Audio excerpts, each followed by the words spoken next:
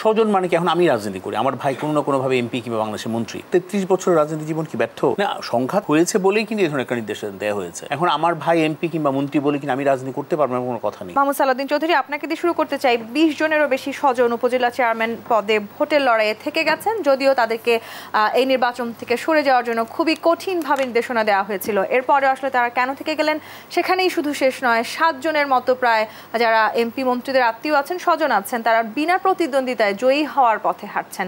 বিনা প্রতিদ্বন্দ্বিতায় জয়ী হতে পারবেন কিংবা আসলে কোনো শক্তি আছে এমন কারো আসলে তারা পরিচিত কিংবা আত্মীয় বলেই কি আসলে ভোটের মাঠে থেকে যাওয়া কিনা? ধন্যবাদ আপনাকে। আজকে দেশ সন্ধ্যা যারা দেখছেন তাদেরকে শুভেচ্ছা জানাই, এবং দেশ টিভির আজকে আমরা যে আমার যে সম্মানিত অতিথি ওনাকে শুভেচ্ছা জানিয়ে আমি শুরু করতে চাই। আমরা জানি গতকালই ছিল কিন্তু প্রথম যে ফেজে যে নির্বাচনটা হবে ওই নির্বাচনের যাচাই বাছাইয়ের শেষ দিন। তো আমরা আজকে মোটামুটি জেনে গেছি কারা কারা প্রার্থী আছেন। তো সারা বাংলাদেশে কিন্তু একটা উৎসবমুখর পরিবেশে উপজেলা নির্বাচন হচ্ছেন, এবং আপনি যে প্রশ্নটা করেছেন আমাদের ছোটোখাটো কিছু ঘটনার পরিপ্রেক্ষিতে কিন্তু এই ধরনের একটা নির্দেশনা দেওয়া হয়েছিল, যেটা যার কারণে অনেকেই সরে দাঁড়িয়েছেন, এবং সরে দাঁড়াননি কেউ এমন না, অনেকেই সরে দাঁড়িয়েছেন। এবং এখন আবার এটাও হতে পারে হ্যাঁ সরে দাঁড়িয়েছেন। আমি আরেকটা কথা বলি, যেমন ধরেন আমার কোনো আত্মীয় যদি নর্মালি রাজনীতির মাধ্যমে আসেন, তো সে তার কিন্তু অধিকার আছে রাজনীতি করাটার। তো এখন আমার কত কারা কীভাবে আসছেন এটা একটা বিষয়। তো যারা একদম রেগুলার রাজনীতির মাধ্যমে ছাত্র রাজনীতি করেছেন কিংবা যুব রাজনীতি করেছেন, তারপর বাংলাদেশ আওয়ামী লীগে এসেছেন এবং তারা কোনো না কোনোভাবে প্রার্থী হয়েছেন উপজেলার নির্বাচনে, তো এরকম হলে তো আসলে কোথাও অসুবিধা থাকার কথা না।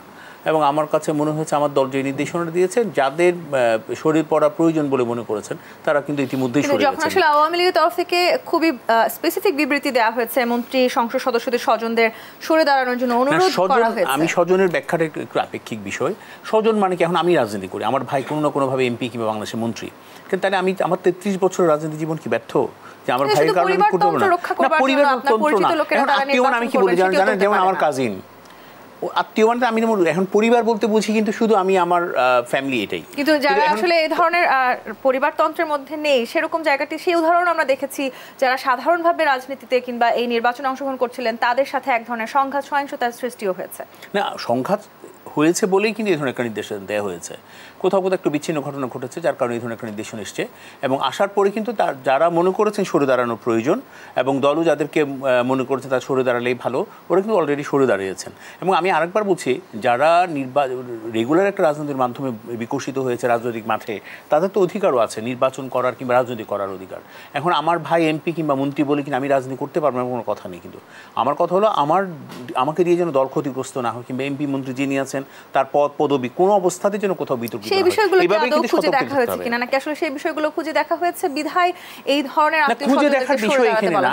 আমরা মনে করছি যারা হার্মফুল তারা সরে দাঁড়িয়েছেন, যারা মনে করছেন 3 জন সরে দাঁড়িয়েছেন, কিন্তু এখনো মাঠে আছে। হ্যাঁ, 3-এর অধিক অনেকে মাঠে আছেন, অনেকেই নির্বাচন করবেন। যে আমাদের 11ই মে যে নির্বাচনটা হবে ওখানে নির্বাচন করবেন। তো এমন কথা হলো, কিন্তু যারা আমি আবারও বলছি যে আত্মীয় স্বজন, এখানে আত্মীয় স্বজন অনেক ব্যাখ্যা আছে, এখন কীভাবে কে কীভাবে নেই। যেমন ধরুন আমি মনে করি যে আমি যে আবারও বলছি, আমার কোনো আত্মীয় স্বজন যদি রাজনীতি করে থাকি, আমি যদি আমার কোনো ভাই কিংবা আমার আত্মীয় স্বজন যদি কোনো বড় জায়গায় থেকে থাকে, কিন্তু আমার রাজনীতি করার অধিকার কেন খর্ব করা হবে? দলের যদি কেউ ক্ষতিগ্রস্ত না করে দলকে, কিংবা দলের পজিশনকে কেউ যদি বিতর্কিত না করে, তাদের সকলে কিন্তু রাজনীতি করার অধিকার আছে। এবং আমি বলি, তারা যদি কেউ যদি কোনো না কোনো কারণে দলকে ক্ষতিগ্রস্ত করে, দলকে বিতর্কিত করে, কিংবা দলের বিরুদ্ধে গিয়ে কোনো কাজ করে, তাহলে কিন্তু তাকে কিন্তু দলেই কিন্তু একটা সাংগঠনিক ব্যবস্থা নেবে।